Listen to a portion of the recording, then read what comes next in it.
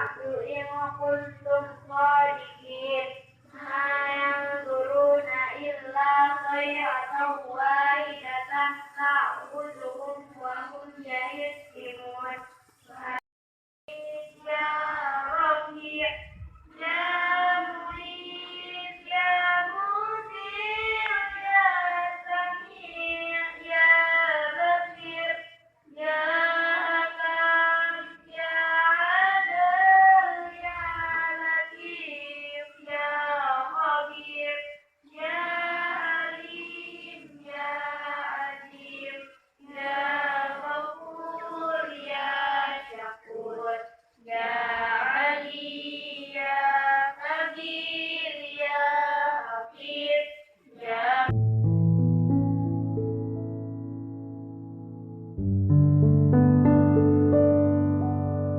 Audio Jungle.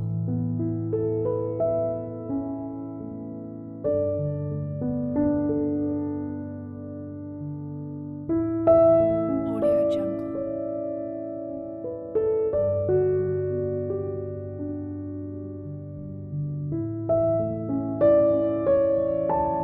Audio Jungle.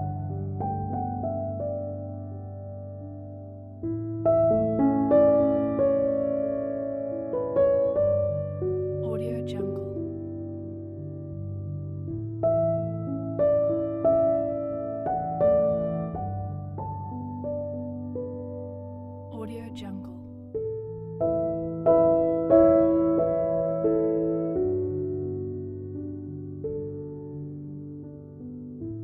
Audio Jungle. Audio Jungle.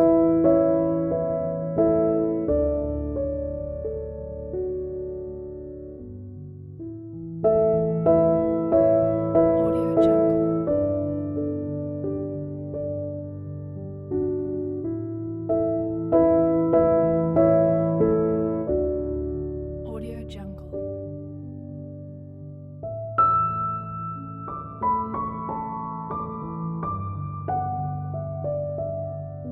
Audio Jungle.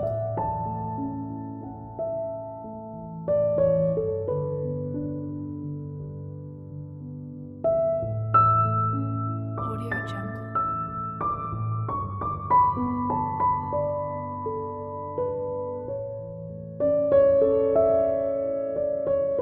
Audio Jungle.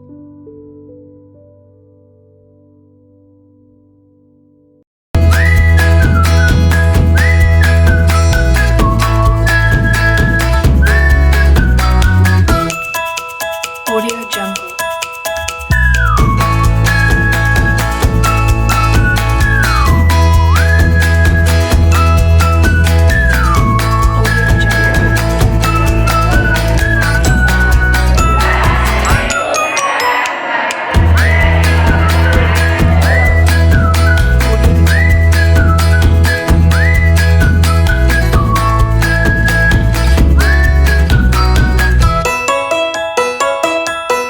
Audio Jungle. Selamat pagi anak-anak. Pagi Bu. Iya, tadi saya lihat di waktu jam pelajaran Ibu, anak-anak tertidur ya? Iya Bu, maaf Bu, saya masih mengantuk Bu. Masih mengantuk ya. Oke, enggak apa-apa. Kita bisa memperbaiki masalah ini. Saya tidak menanyakan kesalahannya, tapi kita fokus memperbaiki masalah.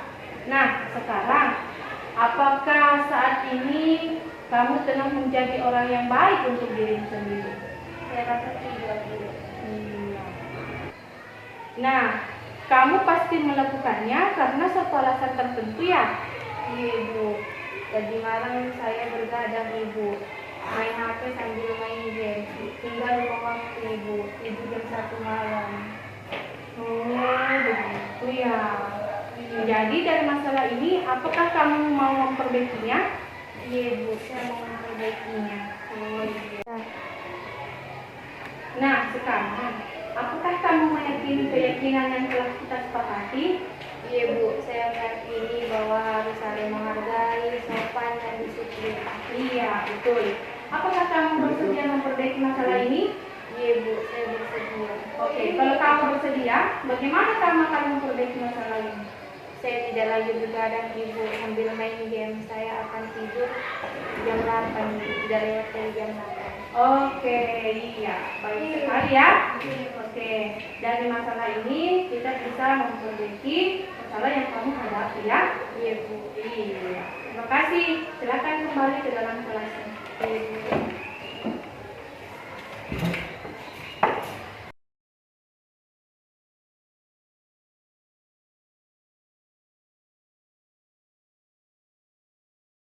Assalamualaikum warahmatullahi wabarakatuh. Terima kasih saya ucapkan kepada Ibunda Kepala UPT SMPN 2 Supa karena telah memberikan kesempatan kepada saya untuk belajar. Iya Bapak Ibu, mau belajar dan berbagi cerita atau pengalaman terkait profesi kita sebagai pendidik, menerapkan budaya positif di sekolah kita, membersihkan budaya positif kepada rekan-rekan guru, meskipun bukan hanya kepada rekan guru di sekolah saya, tapi boleh juga lebih bagus lagi saya belajar dari luar karena saya bisa mengeksplor hal-hal yang baru yang ada di dalam sekolah saya. Ya, Bapak Ibu. Terkait dengan budaya positif, Bapak Ibu, saya mau dengar dulu cerita taat. Bagaimana Ibu? Bisa? Bisa Bapak Ibu? Ini dari Pak Hairul. Bisa?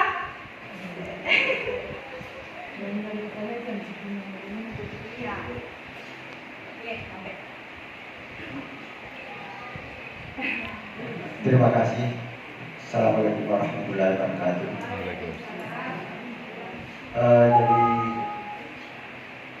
berbicara terkait dengan disiplin, alhamdulillah karena kami disiplin sehingga bisa bersama-sama dengan ibu kita yang hebat dari Lembang.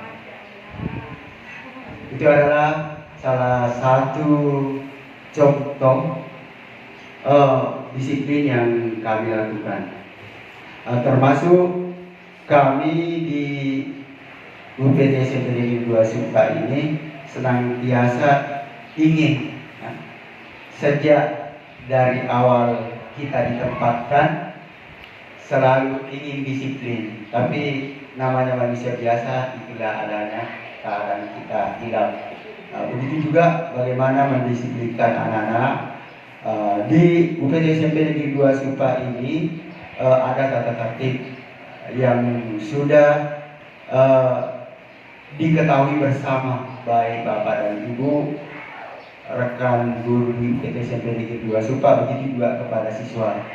Sehingga di dalam pelaksanaannya setiap hari sekolah itu kita tuangkan kepada anak didik kita atau para peserta didik melalui apel, upacara, baik apel pulang, lebih-lebih lagi di dalam pelaksanaan di proses pembelajaran. Dan saya kira selanjutnya kita semua mungkin sudah memahami itu adalah salah satu contoh disiplin kami, sehingga apabila ada kesepakatan yang dimunculkan apakah lewat WA group ataukah informasi lain, apakah lisan atau tertulis, kami selalu berusaha bagaimana supaya bisa mengamalkannya, melaksanakannya. Saya kira demikian.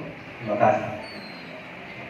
Masya Allah, terima kasih Bapak Safruddin atas kegiatan penerapan disiplin yang ada di sekolah pada hari ini, termasuk mengenai tata tertib baik dari murid maupun guru-guru yang ada di sekolah.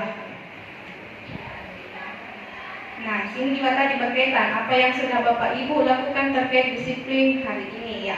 Tadi Pak Safruddin ya itu menjelaskan bahwa dia dari proses pembelajaran mulai dari sampai akhir pembelajaran dia sudah menerapkan disiplin baik terhadap murid maupun terhadap guru. Nah, sekarang berikan contoh penerapan disiplin yang Bapak Ibu berikan, baik di sekolah maupun di rumah. Ada yang mau berbagi Bapak Ibu, bagaimana contoh penerapan disiplinnya, baik di rumah maupun di sekolah. Mungkin ada yang mau ceritakan, oh proses disiplin saya yang saya berikan kepada anak saya di rumah seperti ini. Saya kasih proses disiplin kepada murid saya, jatuh khusus kepada mata pelajaran saya seperti ini. Mungkin dari Bapak Ibu ada yang mau memberikan ceritanya. Bismillahirrahmanirrahim. Terima kasih atas kesempatan yang diberikan. Salah satu contoh penerapan disiplin di sekolah yang kami kesepakati setiap hari Kamis itu memakai baju batik coklat. Tapi mohon maaf hari ini saya melanggar karena lupa. Ya itu mungkin tidak disiplin. Kemudian di rumah disiplin di rumah. Kalau saya misalnya jam 2 tidur, jam 2 siang harus tidur siang. Kalau tidak tidur siang sakit kepala. Salah satu contoh disiplin untuk anak saya biasa saya terapkan, sudah salat maghrib, pulang salat maghrib harus kerja PR kalau ada PR. Makanya biasa kalau siang biasa saya suruh kerja PR, jadi nanti saya kira malam di jadwal kerja PR. Jadi saya kira itu. Terima kasih. Ya, terima kasih banyak buat Ibu siapa tadi namanya? Ibu Fatimah. Iya. Kalau di sekolah katanya aturannya pakai baju batik coklat, baju batik coklat. Ya, tapi karena lupa jadinya melanggar. Kemudian kalau di rumah anak-anak itu diharapkan untuk mengerjakan pekerjaan rumah. Ya. Jadi ini disiplin waktu ya, tabel. Nah sekarang inilah utamanya, apa sih makna dari kata disiplin itu sendiri? Disiplin itu adalah menaati atau mematuhi suatu peraturan dan tidak perlu dilanggar. Ya, saya kira demikian. Jangan membuat peraturan dan melanggarnya sendiri. Seperti pakai baju batik. Luar biasa sekali jawabannya Pak Yusuf, bahwa disiplin itu ada aturan yang tidak boleh dilanggar. Tapi bagaimana kalau lupa Pak? Lupa kan refleks? Oh ya. Atau pura-pura lupa? Iya, kalau kita tadi dilakukan. Ini yang saya dapat dari pendidikan guru penggerak. Kenapa? Karena kita diarahkan lagi untuk melaksanakan yang namanya restitusi. Nah, nanti materi restitusi yang akan dibawakan oleh rekan saya Pak Jufri. Ya. Nah, sekarang ini ada hukuman dan konsekuensi. Kita lihat dulu perbedaannya, yang mana termasuk hukuman, yang mana termasuk konsekuensi. Atau mungkin dari Bapak Ibu di sini ada yang membedakan lagi, yang mana namanya hukuman, yang mana namanya konsekuensi. Atau menurut Bapak Ibu hukuman dan konsekuensi itu sama?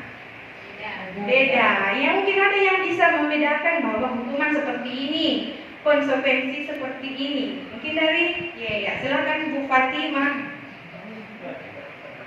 Terima kasih.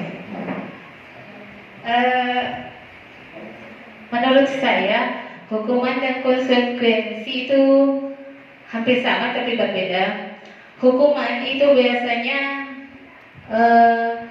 bersifat menghakimi anak, misalnya tidak kerja PR, biasa saya suruh push up. Nah, itu hukuman. Mungkin kalau konsekuensi, misalnya tidak kerja PR, ditambah lagi PR-nya.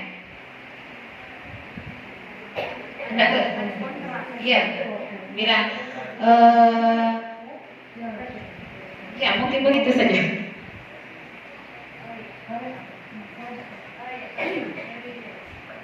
Assalamualaikum warahmatullahi wabarakatuh. Sedikit saya tambahkan untuk yang hukuman itu, kalau menurut saya biasa dalam bentuk fisik. Biasa anak-anak kalau pakai lain kan biasa kita pakai, kemudian kita berhubungan dalam bentuk fisik, tapi selama ini kan tidak pernah lagi. Kalau konsekuensi misalkan seorang anak tidak mengerjakan PR, maka konsekuensinya itu tidak dapat nilai. Sekira itu menurut saya. Terima kasih. Assalamualaikum warahmatullahi wabarakatuh. Iya, terima kasih sekali, apresiasi. Saya sangat mengapresiasi jawaban dari Ibu Fatima dan Pak Heril bahwa hukuman itu dia bersifat menyakitkan. Kalau konsekuensi sebelum terjadi konsekuensi ada kontrak dulu. Toh ada kontrak bahwa kalau misalnya kamu tidak mengerjakan berarti kamu ada konsekuensinya seperti ini. Ya, bagus sekali Bapak Ibu ya. Nah, ini ada perbedaan antara hukuman dan konsekuensi. Itu yang pertama, sesuatu yang menyakitkan yang harus terjadi. Ya, itulah tadi yang dikatakan bahwa hukuman itu dia menyakitkan. Kemudian konsekuensi itu sesuatu yang harus terjadi. Dia harus terjadi karena anak-anak melanggar yang namanya aturan. Dia sudah melanggar yang namanya kontrak. Nah, sekarang tidak nyaman untuk murid jangka waktu yang panjang. Lihat, kadang murid merasa dirinya dendam. Lama saya tidak mau deh belajar matematika karena galak guruku, selalu kali hukum. Begitu. Jadi dia berpikiran bahwa tidak mau terus belajar matematika karena mesekani guruku. Tidak nyaman untuk murid jangka waktu pendek. Kalau konsekuensi ya pada saat itu saja. Ya, kemudian itu murid akan tersakiti. Dia tersakiti baik secara fisik maupun psikis. Kemudian murid dibuat tidak nyaman. Ya, dia tidak nyaman mungkin karena merasa malu pada saat itu diberikan konsekuensi. Nah, setelah peraturannya adalah kamu harus begitu ya, kata-kata hukuman. Kamu harus begini, kamu harus push up 15 kali. Ya, sementara kalau konsekuensi, apa peraturannya? Mampukah kamu melakukannya? Seperti itu, Bapak Ibu. Ya, murid membenci peraturan. Jadi murid pasti membenci peraturan. Kalau dia ada hukuman, saya benci peraturan ini. Bapak Ibu, ya, kembalikan barang ke tempatnya. Ya, ada tanggung jawab, disiplin. Kemudian mungkin juga masuk mandiri. Ya, kemudian dilarang mengganggu orang lain. Apa nilai kebajikannya ini? Dilarang mengganggu orang lain. Nilai kebajikannya adalah saling menghargai, saling menghormati. Itu nilai-nilai kebajikan. Kemudian hadir di sekolah 15 menit sebelum pembelajaran dimulai. Disiplin, konsisten, apalagi ya bentuk tanggung jawab juga. Ya. Kemudian dilarang menggunakan narkoba. Apa? Ya, tanggung jawab, kesehatan. Itu semua termasuk nilai-nilai kebajikan. Dilarang melakukan kekerasan, sama. Saling menghargai, saling menghormati, bergantian atau menunggu orang lain. Apa ini?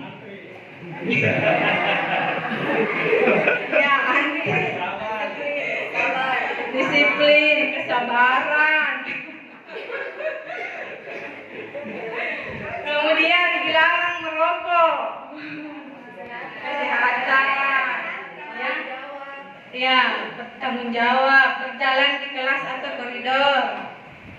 Ya, ketertiban, ya, keamanan juga bisa ya, Bapak Ibu. Jadi nilai-nilai kebajikan itu banyak. Dan bagaimana caranya kita sebagai pendidik menuntun murid untuk menerapkan nilai-nilai kebajikan. Nah, sekarang ada 5 kebutuhan dasar manusia. Terkadang kita melihat murid yang melakukan kesalahan mungkin karena dia mau diterima, dia mau dikasih kasih sayang, mau dicintai, ya, mau dikasih pengertian. Bisa Bisa jadi seperti itu Bapak Ibu.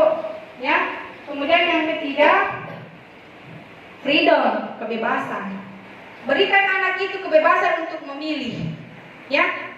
Contohnya, kebebasan untuk berpendapat, kebebasan untuk berargumen. Terkadang anak-anak melanggar peraturan karena dia tidak bebas. Semua bentuk kebutuhan dasar manusia, kebutuhan dasar murid pada umumnya Bapak Ibu ya.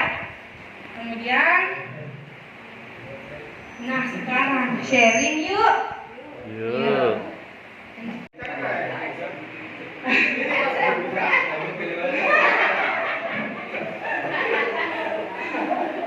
Bagaimana Bapak Ibu sudah?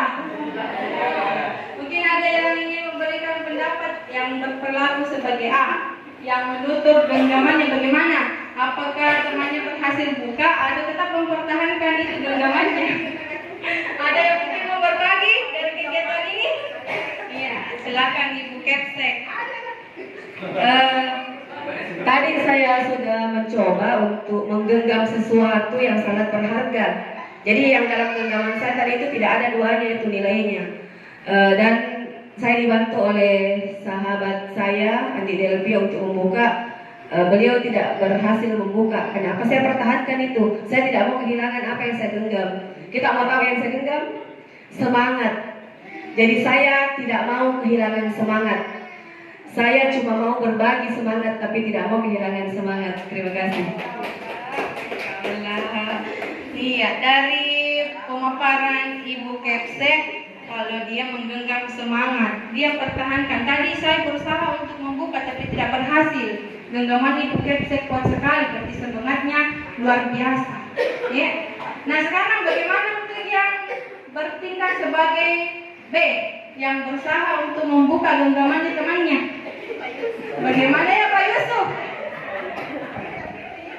Assalamualaikum warahmatullahi wabarakatuh. Kesempatan kedua dengan pasangan saya tadi yang A, anggaplah ini tadi adalah barang berharga. Dia genggam, tapi saya kasih yang tidak sesuatu. Dia lepaskan itu karena dia tidak bersemangat dan takut sama yang saya kasih tadi. Terima kasih.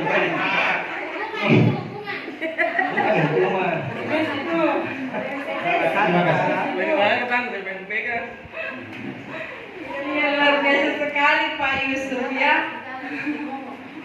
Nah sekarang dari kegiatan kita ini kira-kira ada yang memberikan kesimpulan atau ada yang memberikan makna dari kegiatan kita ini.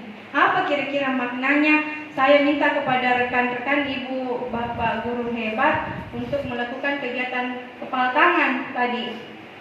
Apa kira-kira maknanya? Apa kira-kira kesimpulan yang bisa diambil dari kegiatan ini? Terima kasih. Jadi setelah kita menerima paparan dari Ibu hebat, apa yang disajikan tadi itu mulai dari awal sampai berakhir supaya kita ini kepal semua, ya, agar bisa nanti setelah pada saatnya baru kita buka, terutama di hadapan peserta didik kita. Saya kira demikian Bu. Mudah-mudahan apa yang saya sampaikan. Insya Allah, terima kasih Pak Sirajuddin ya. Pak Sarifudin. Ya. Bagus sekali Bapak ya. Ya, jadi makna kegiatan kita ini sebenarnya adalah bagaimana kita sebagai pendidik mengontrol diri kita sendiri. Ya, kontrol diri. Tujuan kegiatan ini adalah kontrol diri. Kita yang mengontrol diri kita. Kalau bukan kita yang mengontrol diri kita sendiri, siapa lagi? Kita tidak mungkin dikendalikan oleh orang lain, ya, Bapak Ibu. Ya, jadi segala sesuatu perilaku mempunyai tujuan atas dasar atau motif kita sendiri. Iya.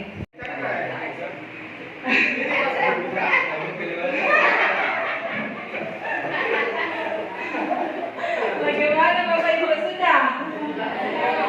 Mungkin ada yang ingin memberikan pendapat yang berlaku sebagai A, yang menutup genggamannya bagaimana? Apakah temannya berhasil berhasil buka atau tetap mempertahankan itu genggamannya?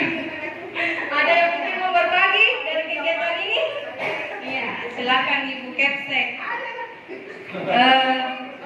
Tadi saya sudah mencoba untuk menggenggam sesuatu yang sangat berharga. Jadi yang dalam genggaman saya tadi itu tidak ada duanya itu nilainya. Dan saya dibantu oleh sahabat saya Andi Delvi untuk membuka. Beliau tidak berhasil membuka. Kenapa saya pertahankan itu? Saya tidak mau kehilangan apa yang saya genggam. Kita mau tahu yang saya genggam? Semangat. Jadi saya tidak mau kehilangan semangat.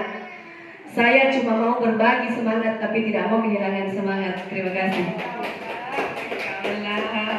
Iya, dari pemaparan Ibu Kepsek, kalau dia menggenggam semangat, dia pertahankan. Tadi saya berusaha untuk membuka, tapi tidak berhasil. Genggaman Ibu Kepsek kuat sekali, berarti semangatnya luar biasa.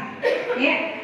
Nah, sekarang bagaimana untuk yang bertindak sebagai B, yang berusaha untuk membuka genggamannya temannya? Bagaimana ya Pak Yusuf? Assalamualaikum warahmatullahi wabarakatuh. Kesempatan kedua dengan pasangan saya tadi yang A, anggaplah ini tadi adalah barang berharga. Dia genggam, tapi saya kasih yang tidak sesuatu. Dia lepaskan itu karena dia tidak bersemangat dan takut sama yang saya kasih tadi. Terima kasih.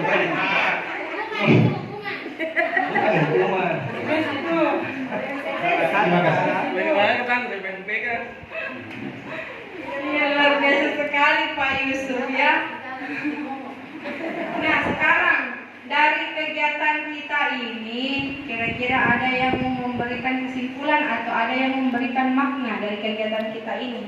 Apa kira-kira maknanya? Saya minta kepada rekan-rekan Ibu Bapak Guru hebat untuk melakukan kegiatan kepala tangan tadi. Apa kira-kira maknanya? Apa kira-kira kesimpulan yang bisa diambil dari kegiatan ini?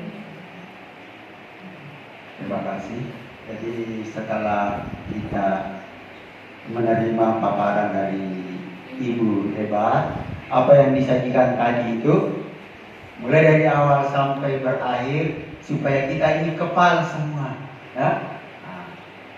Agar bisa nanti setelah pada saatnya baru kita buka, terutama di hadapan peserta didik kita. Saya kira demikian Bu.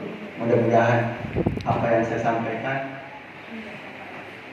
Insya Allah, terima kasih Pak Sirajuddin ya. Pak Sarifuddin. Ya. Bagus sekali Bapak ya. Ya, jadi makna kegiatan kita ini sebenarnya adalah bagaimana kita sebagai pendidik mengontrol diri kita sendiri. Ya, kontrol diri. Tujuan kegiatan ini adalah kontrol diri. Kita yang mengontrol diri kita. Kalau bukan kita yang mengontrol diri kita sendiri, siapa lagi? Kita tidak mungkin dikendalikan oleh orang lain, ya, Bapak Ibu.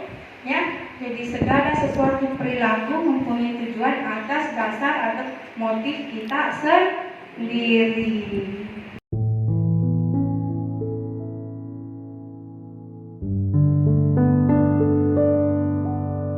Audio Jungle.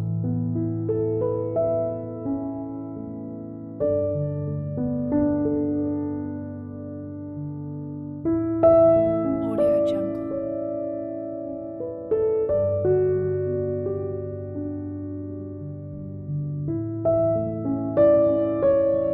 Audio Jungle.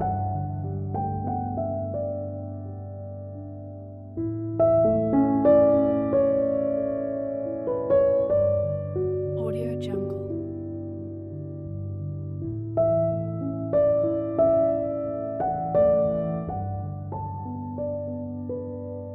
Audio Jungle.